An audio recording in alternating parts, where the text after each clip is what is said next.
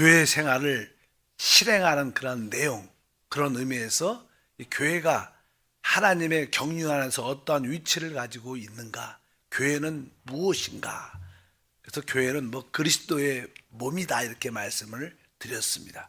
교회 생활을 실행하려면 바로 우리는 이 그리스도를 우리의 생명으로 받아야 됩니다. 이 교회는 사실 우리 안에 영접된 그 생명의 성장을 통하여 우리가 변화될 때 교회로 건축되는 것이다, 이런 말씀을 나눴습니다. 그래서 이제 그러한 기본적인, 그러면 그 생명, 그 그리스도가 어떠한 분인가를 우리가 알아야죠.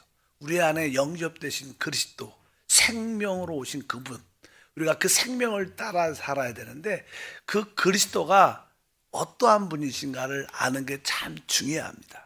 사실 우리 하나님의 이 땅에서의 우주적인 이 땅에서의 역사는 에스겔서 1장에 보면 아주 이 땅에 움직이는 큰 바퀴가 있습니다. 바퀴.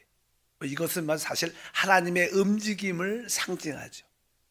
바퀴는 이렇게 이동하고 움직이잖아요. 활동하는 거 아닙니까? 그러니까 이 큰 바퀴를 이 에스겔에게 보여주는데 그 바퀴의 이 중심과 축은 우리 그리스도고, 거기에 둘레와 이 주변은 다 이제는 교회입니다. 이 바퀴가 있으면 그 중심과 축이 있고 또 이렇게 태가 있고 이렇게 둘레가 있는데, 그것은 다른 게 아니라 이 교회를 의미합니다. 이 뜻은 다른 뜻이 아니라 우리 하나님은 이 땅에서 움직일 때 교회와 함께 하시는 그리스도라는 거예요. 우리 주님이 교회 없이 다른 일을 행하지 않소. 교회를 통해서 교회와 함께 하시는 그리스도임을 깨달을 때 우리가 합당한 교회 생활을 하게 될 줄 믿습니다. 그러면 교회와 함께 하시는 우리 그리스도, 예수 그리스도는 어떠한 분이신가? 우리가 보통 우리가 이 땅에 오신 예수를 그리스도라고 하죠. 예수 그리스도. 우리가 믿는 하나님은 누구십니까? 그리스도입니다. 예수를 믿는데 그분이 누구라는 거예요? 그리스도. 그래서 베드로가 그 예수님에 대해서 주는 그리스도시고 하나님의 아들이다. 그러니까 이 그리스도가 바로 우리가 믿는 하나님입니다. 근데 이 그리스도가 다양한 이름을 갖고 계시는데 우리가 잘 베드로도 고백했던 거죠. 주는 그리스도실 뿐만 아니라 뭐예요? 하나님의 아들. 그래서 나는 가장 기본적으로 그리스도가 누구신가 말을 할 때 그분은 하나님의 아들이다. 하나님의 아들이란 뜻이 무슨 뜻인가? 하나님의 아들. 일단 우리 이사야 9장 6절에 그런 설명이 기록되어 있습니다. 이사야 9장 6절을 보니까 이는 한 아이가 우리에게 낳고 한 아들을 우리에게 주신 바 되었는데 그의 어깨에는 정사를 메었고 그의 이름은 기묘자라 모사라 전능하신 하나님이라 영존하신 아버지라 평강의 왕이라 할 것임이라. 여기 보니까 한 아이가 낳았다는 거예요. 사실 그분이 이제는 하나님이신 그분이 이 땅에 사람 육신으로 이끌때 오셨죠. 한 아이가 우리에게 낳는데 그분이 뭐예요? 한 아들을 우리에게 주셨어요. 여기 아들이란 단어를 합니다. 근데 이분이 여러 가지에 대해서 설명할 때 뒤에 보니까 뭐라고 썼냐면 이분이 누구라는 거예요? 전능하신 하나님이라 이렇게 말해요. 그러니까 우리 그리스도는 하나님의 아들이신데 이 아들이란 뜻은 무슨 뜻이에요? 그분이 곧 뭐예요? 하나님의 전능하신 하나님의 아들. 우리 그리스도가 누구신가 할 때 우리는 그리스도를 바로 전능하신 하나님이라고 말합니다. 우리가 믿는 하나님 그분이 누구라는 거예요? 그리스도라는 거예요. 그래서 그리스도는 기본적으로 여기 전능하신 하나님이라고 말씀합니다. 보통 유대교는 전능하신 창조의 하나님을 믿어요. 근데 우리 믿는 사람들, 우리 크리스찬들은 바로 전능하신 하나님도 믿죠. 근데 그 하나님이 뭐예요? 이 땅에 성육신 사람으로 오신 그리스도를 믿는 거예요. 근데 유대인들은 아직 메시아 그리스도가 안 온 거예요. 그들은 조금 다르죠. 근데 똑같은 하나님인데 우리는 뭐예요? 바로 이 땅에 하나님의 아들로 오신 그분을 우리는 믿죠. 그리고 이제는 우리 보통 이제는 기독교 사람들, 보통 사람들은 이제는 예수, 이 땅에 우리를 구원하신 그분을 믿지만 또 진짜 또 한 가지를 더 믿어야 하는데 그 뭐예요? 그분이 죽음과 부활을 통하여 성령으로 우리 안에 계신 하나님도 믿어야 돼, 사실. 일반적인 종교적인 기독교 사람들은 그냥 예수가 구원자다 이걸 믿어, 이걸. 믿죠. 당연히 믿어야 돼요. 근데 그분이 이제는 죽음과 부활을 통하여 어디에요? 우리 영 안에 오신 것도 우리가 믿어야 진짜. 유대인들은 전능하시면 하나님을 믿고 일반적인 기독교인들은 그냥 나의 죄를 내서 구원하신 그분만 믿어요.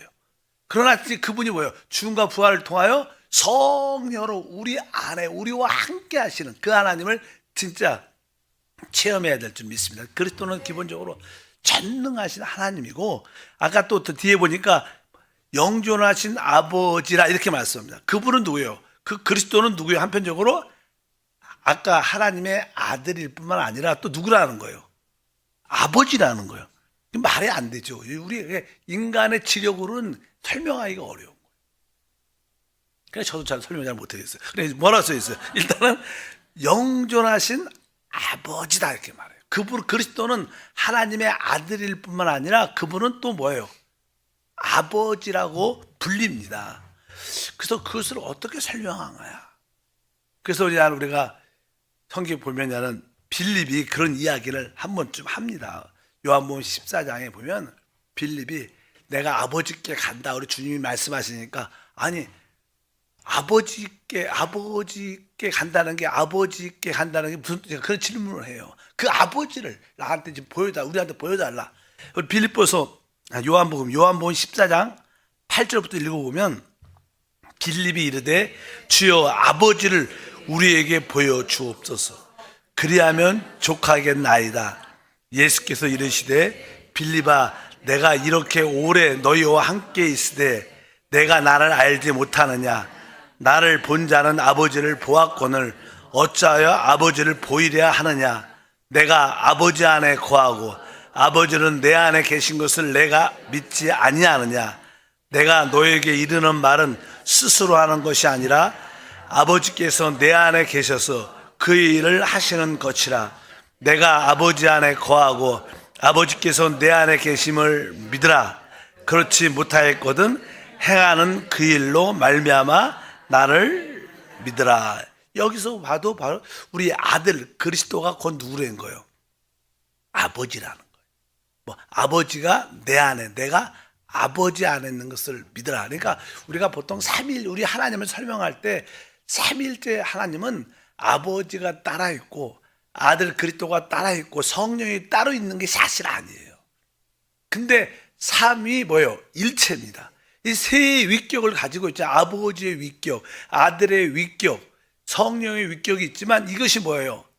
하나라는 거예요. 그러니까 이 뜻은 다른 뜻이 아니라 상호 거함을 이해하면 됩니다.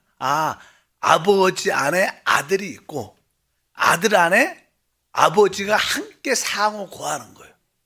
그러나 위격은 또 다르다고 성경은 말씀합니다. 이해하기 쉽지 않지만 그분은 이렇게 따르지만 분리될 수 없는 분이다. 그렇게 설명. 삼일체는 바로 구분은 되지만 뭐요? 분리할 수 없는 거예요. 항상 아버지 안에 아버지 안에 아들이, 아들 안에 아버지가 있다. 그래서 그분은 어떻게 보면 그리스도는 하나님의 전능하신 하나님도 되고 그분은 또 아버지라고 불리운다. 그래서 그냥 우리가 그런 이해를 갖고 있어야 됩니다. 어떻게 아들이 아버지가 될 수 있는가? 어떻게 아버지가, 그건 저도 모르죠. 근데 확실하게 이거 나옵니다. 저를 양봉초라고 여러분들이 부른다면 그리고 저를 양봉초라고 부르고 또 어떤 사람은 저 양봉초 아니야 이렇게 부르면 말이 안 되는 거예요. 맞죠? 양봉초라고 부르면서 양봉초가 아니라 그러면 그 말 우리 아들을 그리스도를 아버지라고 부르는데 그리스도가 아버지가 아니다 이렇게 말할 수는 없는 거예요. 성경은 일단은 그렇게 말을 합니다. 그래서 우리는 그 영적인 눈이 열려야 돼. 계시를 통해서. 그리스도는 한편적으로 전능하신 하나님이고 그분은 영존하시는 뭐예요? 아버지다 이렇게도 말씀을 합니다. 그리고 나서 그리스도는 또 바로 영이십니다. 성령이라는. 그분이 뭐 아버지 전능하신 하나님이고 또 그 아들 그리스도가 또 아버지도 되시고 또 그리스도가 또 영이시다 이렇게 말씀합니다. 고린도후서 3장 17절에 주는 영이시니 주의 영이 계신 곳에는 자유가 있느니라. 뭐 주님이 실제로 이제는 마지막 아담 그리스도는 생명 주는 영, 살려주는 영이 되셨죠. 그래서 주님이 죽음과 부활을 통하여 그분은 지금 뭐예요? 성령이셔요. 그래서 여기서 주는 영이시라고 말씀을 합니다. 그래서 주님이 영이란 그러니까 표현이 다양한 거예요. 그러니까 우리가 그리스도가 누구신가? 그분은 하나님 전능하신 하나님이고 그분이 또 아버지시고 그분은 또 영이시다. 그분에 대해서 우리가 배우는 거 아니에요. 그분을 어떤 분을 알아야지 그분이 우리의 생명으로 이건 다른 뜻이 아니라 우리가 그리스도를 우리의 생명으로 이렇게 영접했어요. 이 그리스도를 생명으로 누려야 되는데 이분을 우리 안에서 전능하신 하나님으로 누리고 이분을 또 아버지로 누리고 이분을 또 우리 안에 성령으로 누릴 수 있다. 그런 뜻을 설명하는 거지. 왜? 그분이 어떠한 분인 걸 알아야 되니까. 그래서 그분은 또 영이시다고 말씀합니다. 사실 어떻게 주가 영이 되는가? 그것은 그냥 요한복음의 설명이 이렇게 기록되어 있습니다. 한번 읽겠습니다. 14장 16절부터 내가 아버지께 구하겠으니 그가 또 다른 보혜사를 너에게 주사 영원토록 너희와 함께 있게 하리니 그는 진리의 영이라. 세상은 능히 그를 받지 못하나니 이는 그를 보지도 못하고 알지도 못함이라. 그러나 너희는 그를 아나니 그는 너희와 함께 거하시며 또 너희 속에 계시겠음이라. 우리 주님께서 내가 이렇게 시작해요. 그리스도께서 주님이 말씀 내가 누구한테? 아버지께 구할 것이다. 사실 아까 뭐예요? 우리 그리스도는 주님은 뭐야? 아버지시죠. 근데도 그냥 이렇게 말을 해요. 내가 아버지께 구할 것이다. 그가 이제는 다른 보혜사 진리의 그 성령을 우리에게 보내줄 텐데 그가 우리 안에 우리와 영원히 함께 할 것이다. 그래서 누굴? 진리의 영, 그 성령에 대한 이야기를 해요.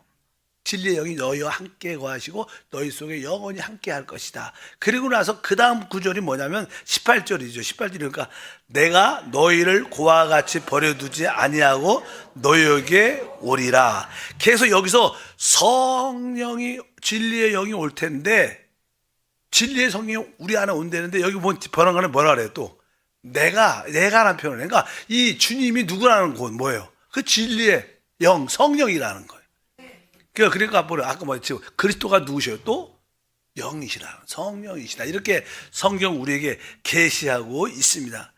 또 19절을 보니까 조금 있으면 세상은 다시 나를 보지 못할 것이로되 너희는 나를 보리니 이는 내가 살아있고 너희도 살아있겠음이라. 여기 보니까 조금 있으면 이것은 그냥 주님이 죽으심을 의미하죠. 그분이 3일 동안 이렇게 잠시 떨어져 있어요. 조금 있으면 3일, 짧은 시간, 풀로 3일도 아니죠. 한 이틀도 거의 안 되는 그 3일인데 이 3일, 죽은 지 3일 만에 부활하셔가지고 조금 있으면 세상은 나를 보지 못하지만 너희는 나를 볼 것이다. 왜?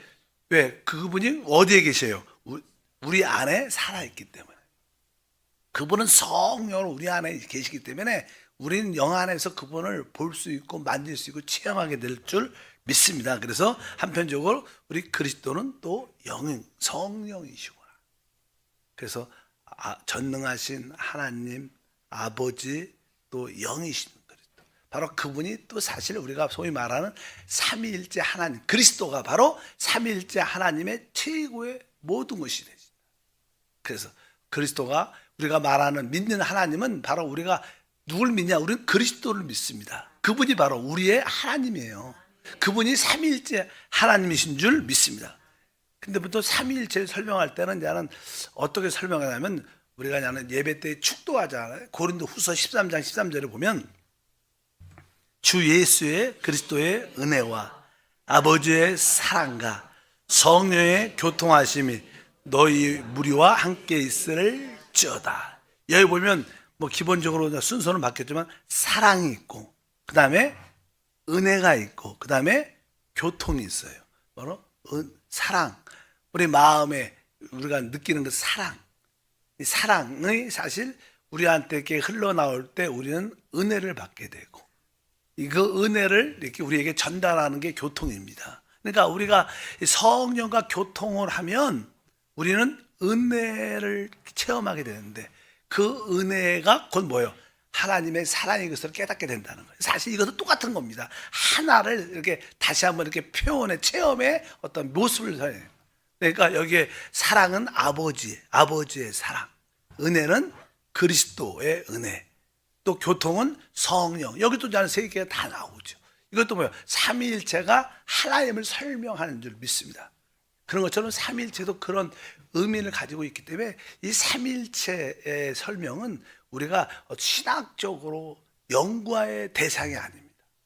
우리 인간의 생각과 지력으로 이해할 수 없는 겁니다. 뭐 어떻게 셋인데 하나고 하나인데 셋이에요? 그럼 말이 안 되잖아. 이거 수학적으로도 맞지 않잖아요. 근데 이것은 사실 우리가 하나님을 삼일체라고 부르는 이유는 하나님을 우리가 체험하고 누리기 위해서 그분은 삼일체 하나님이에요.